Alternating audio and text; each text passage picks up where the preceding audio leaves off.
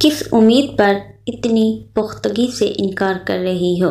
جن رشتوں کے آس دل میں جگائے بیٹھی ہو ان کی اصلیت بھی جان لو۔ ہادی اب جانے کون سی اصلیت کی بات کر رہا تھا۔ وہ اسپاٹ چہرہ لیے بیٹھی رہی۔ ہادی نے ان کے سامنے ایک نمبر ملایا اور موبائل کو اسپیکر پر ڈال دیا۔ دوسری تیسری بیل پر کال اٹھا لی گئی۔ ہیلو شاہد صاحب، میں نے آپ سے کہا تھا آپ کی بھانجی میرے قبضے میں ہے۔ اب تک تو پیسوں کا انتظام کر لیا ہوگا آپ نے؟ بے تاثر لہجے میں پوچھے گئے سوال پر شاہد صاحب گڑبڑا گئے۔ دیکھو، میرے پاس کوئی پیسے ویسے نہیں ہیں اور میں تمہاری بلیک میلنگ میں آنے والا ہرگز نہیں ہوں۔ دیکھیے، میں یہ فضول باتیں سننے کا بالکل عادی نہیں۔ صاف بات کریں، رقم کا بندوبست کر رہے ہیں یا پھر میں اس کی لاش پارسل کرنے کا بندوبست کر دوں؟ وہ دو ٹوک لہجے میں مدعا بیان کر گیا۔ دربا کا دل مٹھیوں میں آنے لگا۔ جانے کیوں اسے ماموں کے تیور کھٹک رہے تھے۔ جس کی قسمت میں جب لکھی ہو اسے تب ہی آنی ہوتی ہے، بھلا موت کو بھی کوئی ٹال سکا ہے کیا؟ کہہ کر کال کاٹ دی گئی۔ ہادی نے استفہامیہ نظروں سے ضربا کو دیکھا جس کا چہرہ دھواں دھواں ہو چکا تھا۔ یوں تو کس طرح بھانجی بھانجی کہہ کر اس کے آگے پیچھے پھرا کرتے تھے ماموں، اور اب جب اس پر مصیبت پڑی تھی تو کس مہارت سے آنکھیں اور نیت بدل ڈالی تھی۔ یا پھر شاید وہ پہلے ان کی نیت کو بھانپنے میں ناکام رہی تھی۔ دھوکے کا غم الگ، مگر ہادی کے سامنے اسے شدید سبکی کا سامنا ہوا۔ میں تمہیں جیل کی سلاخوں کے پیچھے پہنچا دوں گی۔ ضربا کی دھمکی پر وہ ہلکا سا ہنس دیا۔ ہمارے ملک میں قانون ابھی اتنا مضبوط نہیں ہوا کہ خود قانون کو ہی اپنی گرفت میں لے سکے۔ تم اور ایس پی ہادی ابراہیم کو قانون کے شکنجے میں جکڑنا تو یوں بھی ناممکن ہے۔ قانون کی ایک ایک دھار گھول کر پی ہے میں نے۔ کس داو سے کیسے بچ کر نکلنا ہے مجھ سے بہتر کوئی نہیں جانتا۔ گویا جسے وہ آوارہ اور غنڈہ سمجھ رہی تھی وہ در حقیقت خود پولیس والا تھا، اسی لیے اتنے دھڑلے سے اسے حبس بے جا میں رکھے ہوئے تھا۔ میری ایک پریس کانفرنس تمہاری وردی اتروانے کے لیے کافی ثابت ہوگی۔ ضربا نے بھی ہار نہ مانی۔ یہ پوائنٹ خاصا خطرناک ہے، مگر بھروسہ کرو اپنے جیتے جی میں تمہیں میڈیا تک پہنچنے تو دور کی بات اس قید خانے سے ایک قدم بھی باہر نہیں نکالنے دوں گا۔ تم اگر یہاں سے باہر جاؤ گی تو صرف مسز ہادی ابراہیم کی حیثیت سے۔ ضربا، تم اب چاہو یا نہیں مگر تمہیں یہ نکاح کرنا ہی پڑے گا۔ میں چچا جان کے فیصلے کے خلاف نہیں جا سکتا اور ان کا یہی فیصلہ ہے۔ میں مولوی صاحب کو بلوانے جا رہا ہوں۔ اگر تم ہاں کہو گی تو آزادی کا پروانہ ملے گا، انکار کی صورت میں تم کبھی یہاں سے رہائی حاصل نہیں کر سکو گی۔ اب فیصلہ تم نے خود کرنا ہے۔ بیٹی کو حالات کے دار و مدار پر چھوڑ دینے سے بہتر فراز صاحب کو یہی لگا کہ وہ اس کی زندگی کے لیے ایک بہترین فیصلہ کرے، سو وہ کر گزرے، نہ چاہتے ہوئے ہی صحیح، مگر ضربا کو بھی سر تسلیم خم کرنا ہی پڑا تھا۔ وہ باہر لانچ میں رکھے صوفے پر ہی آڑھا ترچھا لیٹا سو رہا تھا۔ تقریباً آدھی رات کا وقت ہوگا جب اپنے قریب کھسڑ پھسڑ محسوس کر کے ہادی کی آنکھ کھلی۔ نائٹ بلب کی روشنی میں بھی بیرونی دروازہ کھولنے کی ناکام کوشش کرتی ضربا صاف دکھائی دے گئی۔ وہ سکون سے وہیں لیٹا اسے دیکھے گیا۔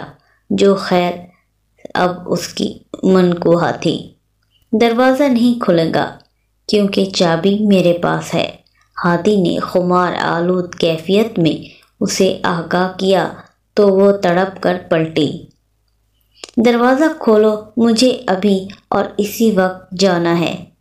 آئی ایم سوری، لیکن اس وقت دروازہ نہیں کھل سکتا، وہ دو بدو بولا۔ لیکن کیوں؟ ضربا نے بڑے صبر سے پوچھا۔ کیونکہ مشرقی گھرانوں میں لڑکیوں کو اتنے رات گئے اکیلے کہیں آنے جانے کی اجازت نہیں ہوتی۔ ہادی کی بات ضربا کے سر پر لگی تلوؤں پر بجھی۔ میں تمہاری اجازت کی پابند نہیں ہوں، وہ تڑک کر بولی تھی۔ خیر، میری پابندی میں تو تم عمر بھر کے لیے آ گئی ہو۔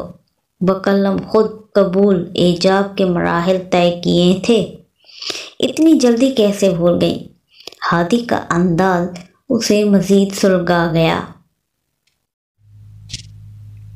ہادی ابراہیم، تم انتہائی چالاک اور مکار انسان ہو۔ تم نے مجھ سے کہا تھا میری اس گھر سے رہائی صرف تم سے نکاح کی صورت میں ہی ممکن ہے۔ میں نے بس تمہاری اس آفر کو قبول کیا ہے۔ ضرورت سے زیادہ گمان پالنے کی کوشش مت کرو، سمجھے؟ وہ ہنوز دروازے کے سامنے ڈٹی کھڑی تھی۔ نوازش آپ کی ان القابات پر ہادی نے چوں چرا تک نہ کی۔ میں نے تمہیں اس قید سے رہائی دلانے کی بات کی تھی جس پر میں اب بھی قائم ہوں۔ یہ نہیں کہا تھا کہ تم جہاں جی چاہے منہ اٹھا کے جا سکتی ہو۔ مسٹر ہادی ابراہیم، اپنے طرز مخاطب پر توجہ فرمائیں۔ اس طرح بات نہیں کر سکتے تم مجھ سے، اور خبردار جو میرے ساتھ کسی بھی قسم کی کوئی بھی مزید زبردستی کرنے کی کوشش کی۔ ضربا جل بھن کر خاک ہوئی۔ فی الحال تو میں نے ایسا ویسا کچھ نہیں سوچا، لیکن اگر تم تھوڑی دیر مزید اس پرکیف ماحول میں میرے نزدیک موجود رہی تو اس نے دانستہ طور پر جملہ ادھورا چھوڑ دیا۔ ہادی کی بات کا موقف ضربا کو ذرا دیر میں سمجھ آیا، لیکن اس کی بات کی شدت کو محسوس کر کے اس کے کانوں کی لوئیں تک سرخ ہو گئیں۔ وہ پیر پٹکتی تیزی سے وہاں سے واک آؤٹ کر گئی، جبکہ اس کے اس رد عمل پر ہادی کے عنابی لب مسکرا اٹھے۔ اس کی آنکھ کھلی تو ماحول ایک بار پھر یکسر تبدیل ہو چکا تھا۔ وہ ایک کار کی فرنٹ سیٹ پر آڑی تیچھی لیٹی تھی اور کار کسی گنجان علاقے میں پوری رفتار سے اپنی منزل کی جانب رواں دواں تھی۔ ضربا کی ساری نیند ہوا ہوئی۔ اس نے ہونکوں کی طرح دائیں جانب گردن گھمائی تو ہادی کو ڈرائیونگ میں مصروف پایا۔ یہ تم مجھے کہاں لے کر جا رہے ہو؟ وہ سٹ پٹا گئی۔ جنت میں، جبکہ کرتوت تو تمہارے جہنمیوں والے ہیں۔ ہادی کے جواب پر وہ مزید سلگ اٹھی۔ تم میری جان چھوڑ کیوں نہیں دیتے؟ کتنے پیسے چاہیے تمہیں؟ بتاؤ، میں تمہیں بلینک چیک۔ Shut up. اس کی بات ابھی ادھوری تھی کہ وہ گرج اٹھا۔ میری ایک بات کان کھول کر سن لو، اپنی دولت کی دھاک مجھ پر بٹھانے کی کوشش ہرگز مت کرنا۔ میں رزق حلال کمانے والا خوددار انسان ہوں۔ تمہیں یہ ساری غلط فہمیاں اپنے باپ کے بارے میں ہیں، اس لیے ایسی واہیات آفرز انہی کو کرنا۔ وہ شاید تمہاری محبت میں سن بھی لیں، مگر میرے کردار پر انگلی اٹھانے کی جرات دوبارہ مت کرنا، ورنہ مجھ سے برا کوئی نہیں ہوگا۔ وہ اپنے اشتعال کو قابو کرتا بڑے ضبط سے بولا۔ ایک لمحے کے لیے تو وہ اس کے غضبناک تیور دیکھ کر سہم گئی، مگر اس کی زبردستی یاد آئی تو خود کو حق بجانب سمجھتے ہوئے بولی، اگر محبت نہیں تھی تو کیا مصیبت تھی اس ساری کارروائی کی؟ کس نے کہا محبت نہیں تھی؟ وہ برجستہ بولا، محبت تھی، مگر اپنے بے بس چچا سے، جن کی تم جیسی بے حس اولاد ہے۔ وہ ابھی ٹھیک طرح سے کسی خوش گمانی میں مبتلا بھی نہ تھی کہ اس نے اپنی بات مکمل کی۔ ہاں تو اپنے چچا جان سے محبت نبھانے کے لیے تم نے مجھے کیوں سولی پر لٹکا رکھا ہے؟ تم میرے کزن ہو، کیا اس ناطے بھی تمہیں مجھ سے کوئی ہمدردی نہیں؟ اسی انسانی ہمدردی کا نتیجہ ہے کہ تم اس وقت میری زوجیت میں میرے برابر بیٹھے ہو، ورنہ تم جیسے خود سر لوگوں سے میں نہیں، میرے ہتھیار بات کرتے ہیں۔ تم مجھے مارنے کی حسرت دل میں پالے بیٹھے ہو، اور میرے باپ کے مطابق مجھے تم جیسا جیون ساتھی مل نہیں سکتا۔ ضربہ کو اس کے ارادے جان کر شوق لگا۔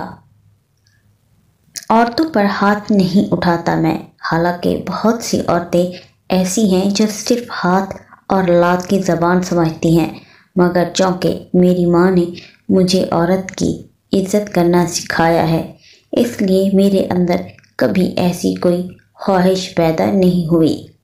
بڑا آیا عورتوں کے حقوق کا علمبردار، وہ منہ میں بڑبڑائی، تم مجھے کہاں لے کر جا رہے ہو؟ بتاتے کیوں نہیں؟ شادی کے بعد لڑکیوں کی رخصتی بھی ہوتی ہے۔ مغرب میں پلی بڑی ہو، شاید مشرقی قوانین سے ناواقف ہو۔ اس نے پھر سے اس کے امریکہ پلٹ ہونے پر چوٹ کی تھی۔ ضربہ نے بڑے تحمل سے وار برداشت کیا۔ خیر، ایسے بھی نابلد نہیں ہوں، اسی مٹی سے ہوں۔ اتنا تو جانتی ہوں، لڑکی کی رخصتی اس کے مکمل ہوش و حواس میں انجام پاتی ہے۔ اب حساب تو بے باک کرنا ہی تھا، سو خاموش نہ رہا گیا۔ سوئی ہوئی شیرنی مجھے ذرا کم خطرناک لگی تھی۔ سوچا کہ اس سے پہلے تم جاگ کر بپھر جاؤ، تمہیں اپنا شکار بنا لیا جائے۔ اس نے اپنے اس عمل کی وضاحت کی۔ کب تک تم مجھے زبردستی اپنے ساتھ رکھ سکو گے؟ آخر کب تک؟ ضربہ نے اسے اس کی حماقت کا احساس دلانا چاہا۔ یہ تو میں نہیں جانتا، البتہ جب تک رکھ سکا تب تک ضرور رکھوں گا۔ وہ اس کی معصومیت پر کھول کر رہ گئی۔ میرا گھر میری چھوٹی سی جنت ہے، اور میری بہنیں میری اس جنت میں بسنے والی حوریں۔ میری تم سے اتنی گزارش ہے، اپنی جنگ کو مجھ تک محدود رکھنا، میں بڑے صبر سے جھیل لوں گا، لیکن تمہارے رویے سے میری بہنوں کو کوئی ضرر نہیں پہنچنا چاہیے۔ کچھ دیر کی خاموشی کے بعد ہادی نے اسے دھیمے لہجے میں سمجھایا، اتنے خطرات لاحق ہیں تو مجھے وہاں لے کر ہی کیوں جا رہے ہو؟ وہ بھی زبردستی۔ اپنے سکون کو غارت کرنے کا بندوبست تم نے خود اپنے ہاتھوں سے کیا ہے، اس لیے مجھ سے اس قسم کی توقع مت رکھنا کہ میں تمہاری بہنوں کی سو کالڈ سنسکاری بھابھی بن کر ان کی خدمت کا فریضہ انجام دوں گی۔ وہ پھنکاری۔ اس کی زندگی کو عذاب میں ڈال کر اپنی بہنوں کی کس قدر فکر لاحق ہو رہی تھی اس شخص کو۔ اس کی خود غرضی پر وہ اندر ہی اندر جل بھن کر رہ گئی۔ جب تک وہ پہنچے دوپہر ڈھلنے کو تھی۔ گاڑی سیاہ گیٹ والے 5 مرلے کے سادہ مکان کے پورچ میں جا کر رکی۔ وہ اس سے بنا کچھ کہے اندر کی جانب بڑھ گیا۔ مجبوراً ضربہ کو بھی اس کی تقلید کرنی پڑی۔ سفر کی بدولت شدید تھکان ہو گئی تھی، اس لیے اس نے کسی بھی قسم کا ہنگامہ کرنے سے گریز کیا۔ 3 کمروں، ایک کچن اور ایک لاؤنج پر مشتمل مختصر مگر پرآسائش گھر خواتین کی رونق سے جگمگ کر رہا تھا۔ یہ کون ہے؟ ہادی کی پشت سے نمودار ہوتی ضربہ کو دیکھ کر ایک ادھیڑ عمر خاتون نے اپنی ناک سے چشمہ سرکاتے ہوئے سر تا پاؤں اس کا جائزہ لیا، جو ہنوز اسی پینٹ شرٹ میں ملبوس تھی۔ اس کے نازیبا لباس کی بدولت انہوں نے اس کی خاصی ناپسندیدہ نظروں سے دیکھا۔ یہ ذروہ ہے، میری بیوی۔ ہادی کے تعارف دینے پر خاتون کے ساتھ ساتھ وہاں موجود الگ الگ سائز کی 3 لڑکیوں کے سر پر بھی گویا بم پھٹا۔ ہیں، کیا کہا برخوردار؟ خاتون کو گویا اپنی سماعت پر شبہ ہوا۔ وہی جو آپ نے سنا۔ ہادی کے ڈٹے رہنے پر خاتون کے دل کو دھچکا سا لگا۔ ذروہ، یہ ہماری خالہ بھی ہیں، اور یہ میری بہنیں انشا، اقصیٰ اور رمشا۔ اس نے باری باری وہاں موجود لڑکیوں کی جانب اشارہ کرتے ہوئے اسے ان کی جان پہچان کرائی۔ السلام علیکم۔ سلام کرنے میں اقصیٰ نے پہل کی تھی۔ ذروہ نے جواب دینے کی بجائے سر کی جنبش سے ہی کام چلایا۔ ہمارے ہاں سلام کے جواب میں وعلیکم السلام کہا جاتا ہے بی بی۔ نہ صرف یہ بلکہ بڑوں اور بزرگوں کی جھک کر سلام بھی کیا جاتا ہے۔ خاتون نے برا مانتے ہوئے خاصا منہ پھٹ ہونے کا ثبوت دیا۔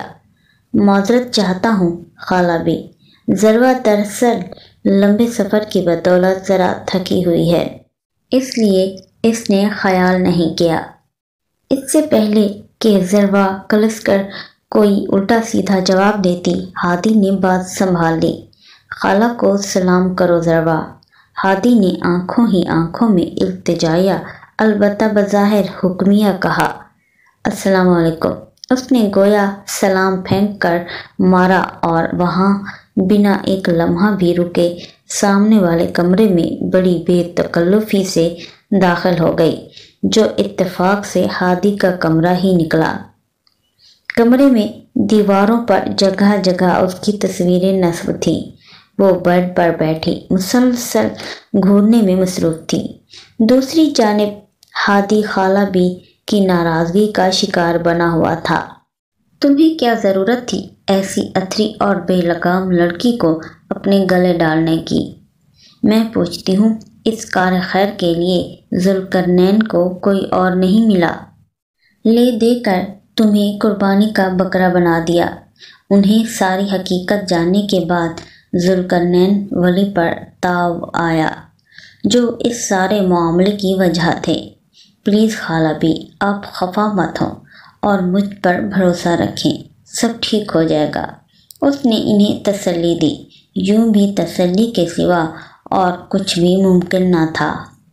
تم پر تو بھروسہ ہے، مگر وہ لڑکی، اس کی ماں کے لچھن پورا خاندان جانتا ہے۔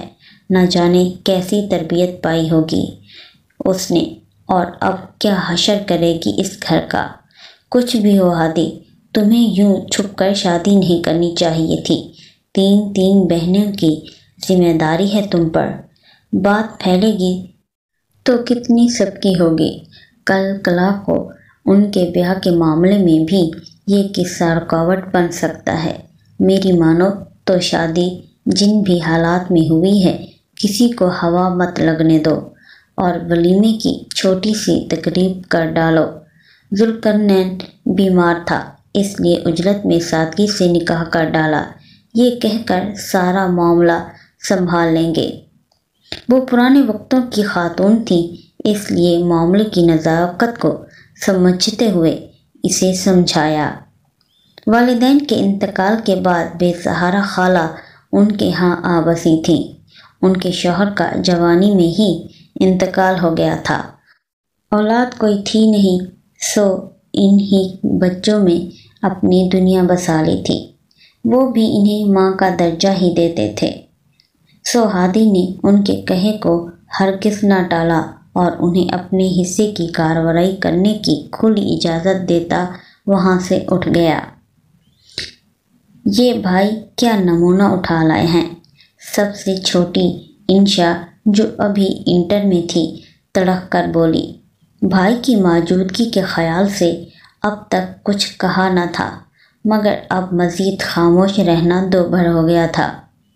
انہوں نے بڑی بھاوج کے بارے میں یوں نہیں بولتے۔ خالہ بی نے فوراً ٹوکا، لو ابھی تو آپ اسی بھاوج کی جی بھر کر برائیاں کر رہی تھی، اب سائیڈ بدل لی۔ منجلی رمشا نے خالہ کے بدلتے تیوروں پر چوٹ کی۔ رمشا جرنلز میں ماسٹرز کر رہی تھی اور فائنل ایئر میں تھی۔ سائیڈ نہیں بدلی، مانتی ہوں وہ لڑکی مجھے ذرا مختلف مزاج کی لگی، خدا معلوم کیسی بیوی ثابت ہو، مگر تمہاری بھابھی ہونے کے حق سے وہ پورے ادب کی حقدار ہے۔ تم سب کا فرض ہے اپنے بھائی کے حوالے سے اسے پورا وقار دو، کیا پتہ تم لوگوں کی محبتوں کے جواب میں وہ بھی اچھا برتاؤ ہی کرے۔ وہ سمجھدار خاتون تھی، انہیں نصیحت کر ڈالی۔ ٹھیک کہہ رہی ہیں خالہ، وہ ہماری اکلوتی بھابھی ہیں، ان کا خیال نہیں رکھیں گے تو کس کا رکھیں گے؟ تم لوگ فضول میں بدگمانیاں پالنا بند کرو۔ بھائی کوئی بھی فیصلہ بنا سوچے سمجھے نہیں کر سکتے، اور ابھی تو وہ اس گھر میں آئی ہیں، پہلے ہی دن کسی کو اچھائی اور برائی کا سرٹیفکیٹ جاری کرنا نری بے وقوفی ہے۔ سب سے بڑی ہونے کے ناطے اکثر سمجھدار اور محتمل مزاج تھی، کسی بھی نتیجے پر انشا اور رمشا کی طرح فوراً انہیں پہنچ جاتی تھی، بلکہ حالات کا بڑی باریک بینی سے مشاہدہ کرنے کی عادی تھی۔ ایم.اے. اکنامکس کے بعد اس نے گھرداری سنبھال لی تھی اور اب اس کے رشتے کا سلسلہ چل رہا تھا۔ میں ایسا کرتی ہوں، شاندار سا ڈنر بناتی ہوں، ویسے بھی بھائی کتنے دن بعد آئے گھر، ماحول پر اچھا اثر پڑے گا۔ وہ کھانا پکانے میں بڑی ماہر تھی اور اس سلسلے میں بڑے شوق ذوق سے اپنی خدمات پیش کرتی تھی۔ وہ اپنی سوچ پر عمل کرنے فوراً ہی کچن کی جانب لپکی۔ تم دونوں کیا یہاں پیر پسارے پڑی ہو؟ انشا بند کرو یہ موبائل، اٹھو شاباش، جا کر کچن میں دونوں بہن کا ہاتھ بٹاؤ۔ خالہ بی سے ان کا فارغ بیٹھنا برداشت نہ ہوتا تھا، خاصی ترشی سے انہوں نے ٹوکا تو وہ چاروں چار اٹھ کھڑی ہوئیں۔ وہ اس کے پلنگ پر بڑی بے تکلفی سے پیر جمائے بیٹھی ملی۔ ہادی اسے تقریباً اگنور کرتا ہوا واش روم میں گھس گیا۔ نہاد ہو کر فریش ہو کر جب تک وہ باتھ روم سے برآمد ہوا، ضروا کو خواب خرگوش سے مزے لوٹتے پایا۔ اف، یہ لڑکی کی نیند، وہ بڑبڑایا۔ اسے ضروا کے لیے کپڑوں کی قلت کا سخت احساس ہوا۔ کراچی میں تو اسے اس بات کا خیال ہی نہیں آیا تھا۔ فوری طور پر جو حل نظر آیا اس کے تحت اس نے اقصیٰ سے مدد طلب کی، جس نے اپنے نئے نکور 2 سوٹ بنا کسی چوں چرا کے ہادی کے حوالے کر دیے۔ اٹھ جائیں ضروا بی بی، دنیا میں آپ صرف سوئے رہنے کے لیے نہیں بھیجی گئیں۔ اب وہ اس کے سر پر مسلط اسے جگانے کی کوشش کرنے لگا، مگر اس نے کس مسا کر کروٹ بدل لی۔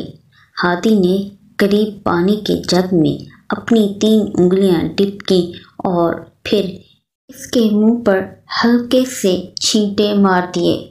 زندگی میں پہلی بار اس نے کسی کے ساتھ ایسی شرارت کی تھی۔ لب اپنے آپ ہی مسکرا اٹھے۔ ہادی ابراہیم، تمہیں میں کہیں کا نہیں چھوڑوں گی۔ اس عمل پر ضروا کی نیند تو کھل گئی، مگر وہ بھوکی شیرنی کی طرح اس پر غرائی۔ تم میرے ساتھ جو کچھ کرنا چاہتی ہو شوق سے کرو، لیکن خبردار تمہاری آواز کبھی اتنی بلند نہ ہو کہ اس کمرے سے باہر جانے لگے۔ اس نے انگلی اٹھا کر اسے وارن کیا، پھر صوفے پر رکھے کپڑوں کی جانب اشارہ کرتے ہوئے بولا، جلدی سے کپڑے بدل کر باہر آ جاؤ، کھانے پر سب تمہارا انتظار کر رہے ہیں۔ حکم صادر کرتا وہ شخص ضروا کے صبر کا امتحان لے گیا۔ बहरहाल चारों ना चार वो उठी और सोफे पर रखे दोनों सूट बारी बारी उठाकर देखे। कॉटन के सूट दोनों पर ही कढ़ाई का खासा भारी भरकम काम हुआ था। इसे देखकर मुंह बनाकर कपड़े वहीं छोड़ दिए।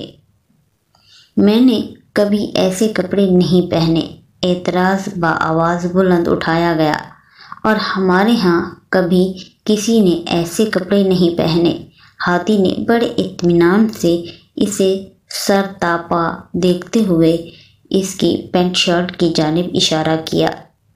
15 मिनट में तुम मुझे बाहर मिलो, कहकर हादी कमरे से बाहर निकल गया। वो जलती कलसती इसकी पुश्त को देखती रह गई, मगर ठीक 15 मिनट बाद ही जब वो तैयार होकर कमरे से बाहर निकली तो सब ने इसको नज़र भर कर देखा। नीली कलर की कढ़ाई से मुज़य्यन फ़राक में हल्का सा मेकअप किए वो बेइंतहा जच रही थी। कमर पर झोले हल्के गीले बाल कयामत बर्पा कर रहे थे। सुर्ख रंग का शेफून का दुपट्टा सर पर जमाए सज धज कर चलती हुई मुस्कुराती लुजाती वो हादी के करीब आकर बैठी, जो पहले ही से यकटक इसे देखने में मसरूफ़ था। सब इस वक्त डाइनिंग टेबल पर मौजूद थे। अक्सा खाना ट्रे में सजाए किचन से बरामद हुई तो उसने आगे बढ़कर निहायत बेतकल्लुफ़ी से ये कहते हुए ट्रे थाम लिया, अरे लाओ मैं ले जाती हूँ। खाला अम्मा ने भी इसे चश्मे के अंदर से ही इसके बदले बदले तेवरों को घूर कर मुलाहिजा किया, जो खुश इखलाकी से मुस्कुराती हुई अब खाना मेज़ पर सजाकर सबको सर्व कर रही थी। पहले खाला अम्मा पर परोसा, इसके बाद हादी की प्लेट में चावलों का एक ढेर खड़ा कर दिया। बस बस, हाथ उठाकर हादी ने रोका कि पूरी डिश इसी की प्लेट में न उलट दे। अरे इतने में ही बस, देखिए आप बिल्कुल अपना ख्याल नहीं रखते, कितने कमज़ोर हो गए हैं आप, आखिर पुलिस वाले हैं। दूर से ही आपको देखकर मुजरिमों पर दहशत तारी होनी चाहिए, क्यों खाला अम्मा? उसने बीच में खाला अम्मा को भी घसीटा। वो बेचारी क्या कहती, चुप रही। इन्हें तो इस लड़की का ज़हनी तवाज़ुन ही बिगड़ा हुआ मालूम होने लगा। खुदा जाने किस आफत को उठा लाया है हादी। सब्र का निवाला लेते हुए सोचा। अक्सा, इंशा और रिमशा एक दूसरे को देखकर रह गईं। इतनी फिक्रमंदी, इतनी मिठास, हादी को सख्त गड़बड़ का एहसास हुआ। खैर वो कुर्सी घसीट कर इसके बराबर बैठ गई और खाना शुरू करने से पहले ही मेज़ पर रखा हादी का मोबाइल उठा लिया और सेल्फी कैमरा खोलकर तस्वीरें बनाने लगी। हादी इधर देखे ना ठीक से। उसने हादी का एक हाथ अपने हाथ में थामा और खिसक कर उसके इतना करीब हो गई कि इन दोनों के शाने आपस में मिस होने लगे। खाला अम्मा ने इंतहाई नागवारी से ये मंजर देखा, जबकि लड़कियां खाने पर ही सर झुका गईं।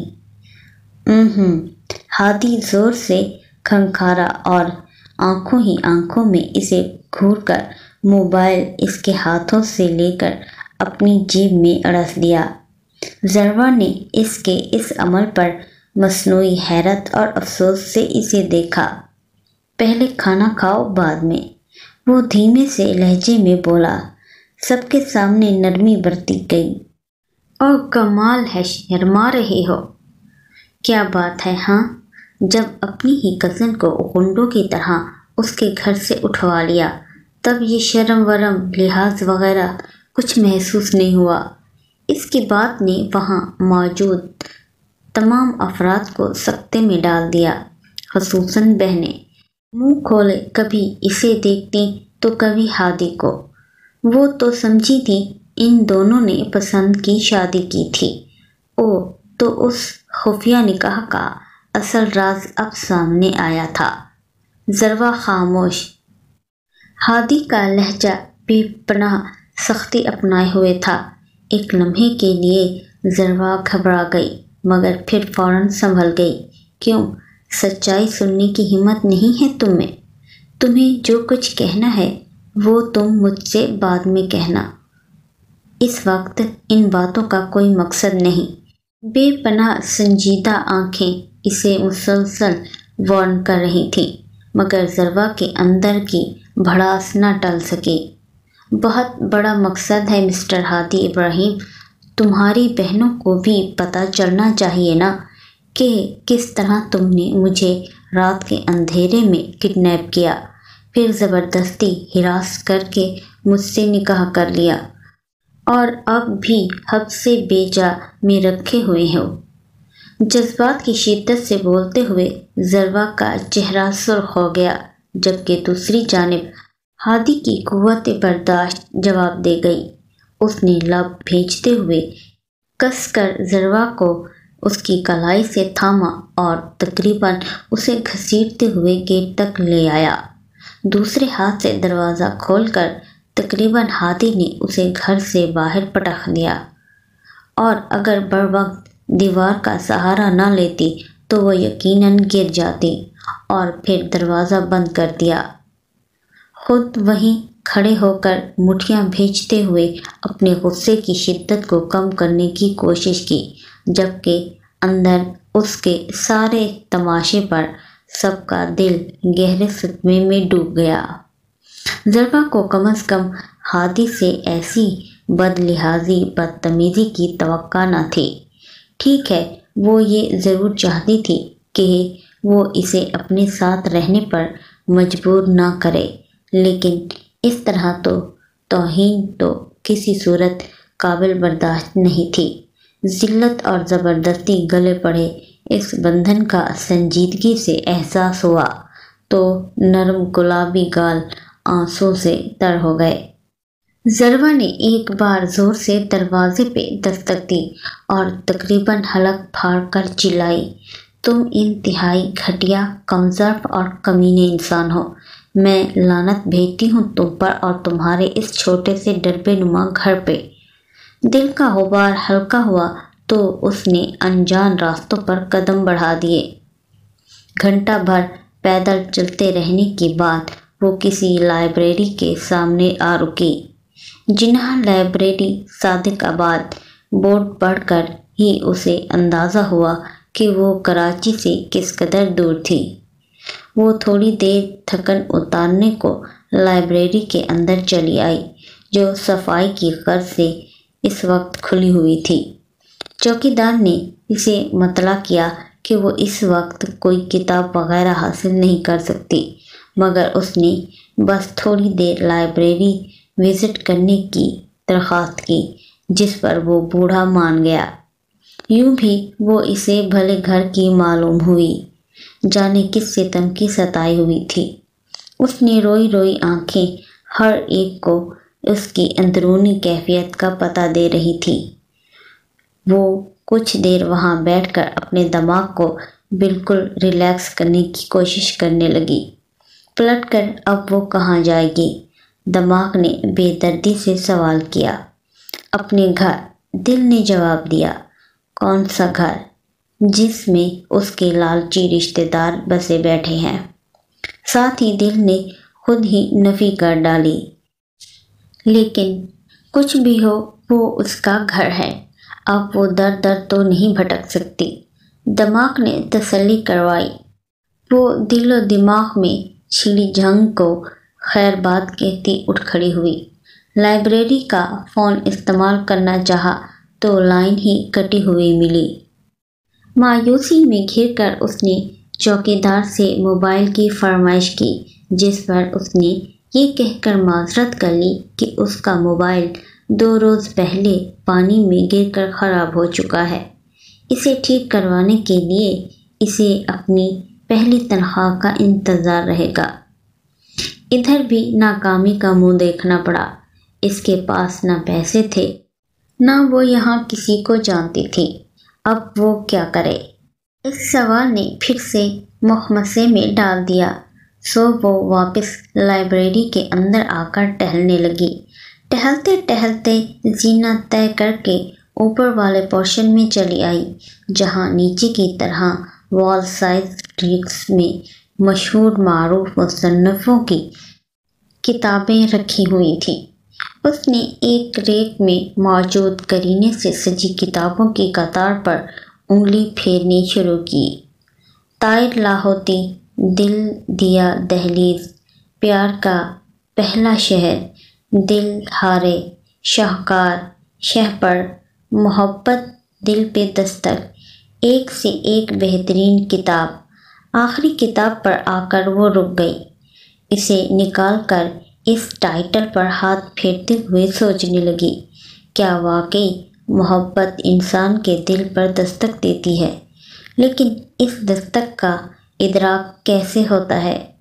کیسے پتہ چلتا ہے کسی کے جذبے آپ کے دل کی طرف آتے گمنام راستوں کی تلاش میں ہیں، یا کوئی مسافر پنچھی درد دل کے باہر بھکاری بنا محبت کی طلب لیے آپ کی ایک نگاہ کرم کا منتظر ہے؟ خیر، کسی بھی سوال کا جواب نہ پا کر اس نے کتاب واپس رکھی۔ سامنے لگے گھڑیال پر نظر پڑی تو رات کے 10 بجنے کا عندیہ ملا۔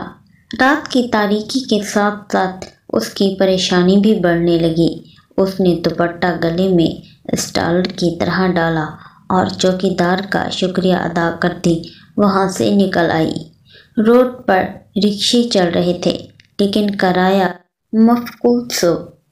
آج کی رات اپنے قدموں کو ہی زحمت دینا مجبوری ٹھہری۔